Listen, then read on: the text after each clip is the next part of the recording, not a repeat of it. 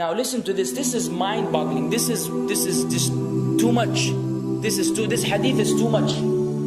As in, it's so powerful. If you were to reflect on it, you should, maybe faint. When Allah loves a slave, He calls on Jibreel. Who's Jibreel? You know who Jibreel is? The greatest of the malaika, as far as Ahl Sunnah wal Jama'ah. The one whom when the Prophet ﷺ saw, he fainted alayhi salatu wasalam, because of his wings had covered the horizon.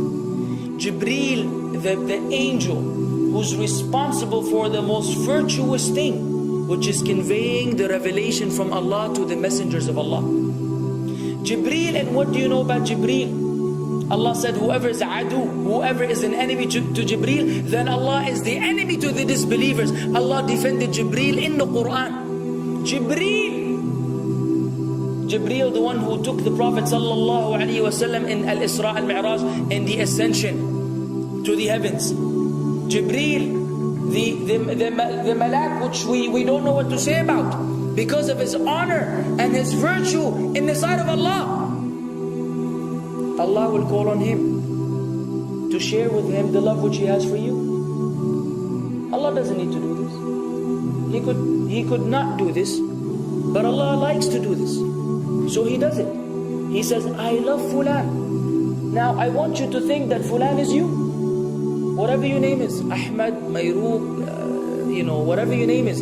Imagine Allah above the heavens, above the throne, in His greatness and His majesty, which is beyond our human comprehension, calls out to Jibreel to inform him that He loves you.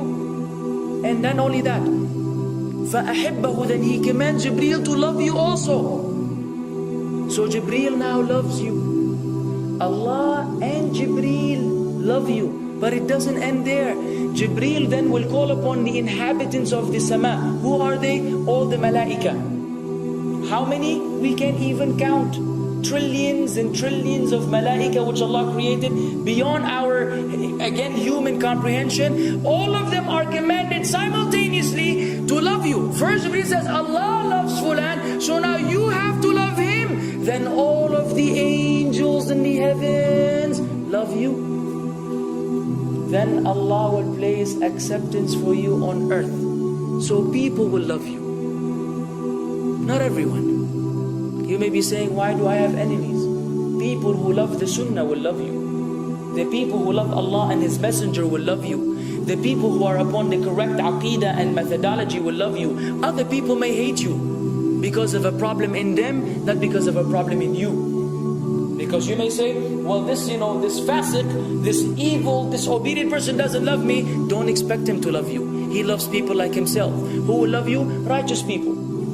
Righteous people. Well, they don't know why. They don't even know why. You've never even given them $1 or a riyal or a pound. You've never done anything for them. Maybe you scream at them. Maybe you do other things. It's Allah. Why? Because Allah had loved you first, then Jibreel had loved you first, then the malaika loved you afterwards, then Allah put acceptance for you on earth, so people have no choice but to love you. We ask Allah to make us among them. Now what better than that? What else do you want? What else do you want? What? If you're a person whom Allah loves, in every movement you go, you do, you pray, you sleep, whatever you do, you are among those whom Allah loves and Jibreel loves and the angel loves. What else do you want, ya akhi? You're guaranteed success in this life and in the life to come. Guaranteed. No way Allah will punish you. No way. No way Allah will punish someone whom He loves. But the hadith doesn't stop. The hadith has a very saddening continuation, which we should seek refuge with Allah from. وَإِذَا أَبْغَضَ عَبْدًا, and if Allah hates a slave, He also calls on Jibreel. And He informs Jibreel that He hates this person. So He will command Jibreel to hate this person. Then Jibreel will tell the angels to hate this person. Then Allah will put hatred for him on earth. La ilaha illallah. Imagine you walking upon the planet, the face of the earth which Allah created, while Allah hates you, and the angels hate you, and Jibreel hate you, and the righteous people hate you. What a sad state for a human being. And ikhwan, we could be one of those as well. If you are prideful, arrogant, you are qualified for this hatred, because Allah does not love kulla mutakabbirin jabbar. Allah does not love the arrogant, the prideful. If you go against the sunnah, then Allah does not love those who go against the sunnah. If you don't observe taqwa, and you don't observe ihsan, and you don't observe tawbah and tatahur, then again we are disqualified.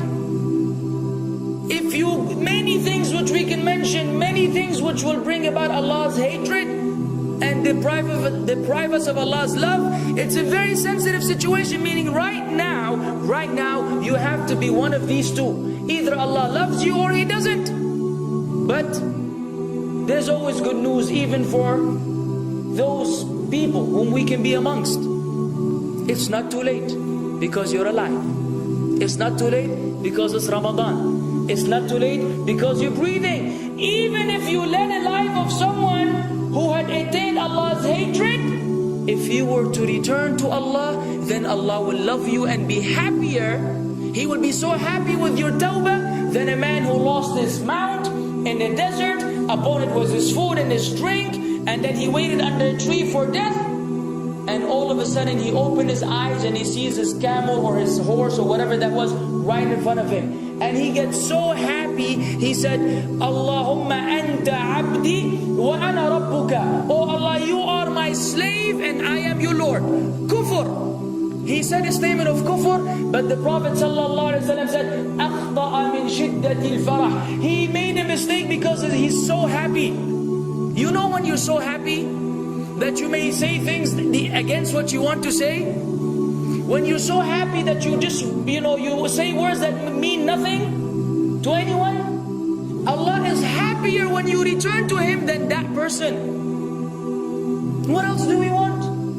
For how long are we going to stay away from Allah? For how long are we going to lead the life of the heedless? For how long are we going to go against the sunnah? What are you waiting for? Death? Death. حتى إذا جاء أحدهم الموت قال رب ارجعون لعلي أعمل صالحا فيما تركت كلا. Until when death comes to one of them, you say, oh Allah, allow me to return so that I may do good in that which I left behind. And it will be said to him, no, it's only a word. إنها كلمة هو قائلها. It's nothing but a wish and a word he will have. It will not be fulfilled. Let us not wait for death, ya akhwan. If each one of us here, by Allah, if each one of us here acted upon the sunnah, lived according to the sunnah, and invited people to the sunnah, and enjoyed what is good, and forbade what is evil, wallah, we will make a major change in the city in which we live. And if Muslims hearing this all over the world had that same attitude, then we will change the condition of the whole ummah. So no enemy can come and play games with us. We will squash them, all of them, because Allah will defend. In tansurullah yansurkum wa yuthabbit aqdamakum. If you aid Allah's deen, Allah will aid you and will keep your feet firm. But we don't even live according to the sunnah, let alone be given victory over the enemies. So we're being humiliated in everywhere we go in the world. So let us make that change. Now that Ramadan is here, now that you've been given this sudden inclination towards good, if we don't succeed, if we don't take advantage of this month, wallahi, we are losers. If Ramadan ends and you are the same way you were before Ramadan began, then one of us is a loser. If we don't return to Allah after Ramadan, then we are losers as well. So tonight, bi'idhnillah, always on our mind, attaining Allah's love, acquiring Allah's love, fetching for the sunnah and acting upon it whenever we're able to do so.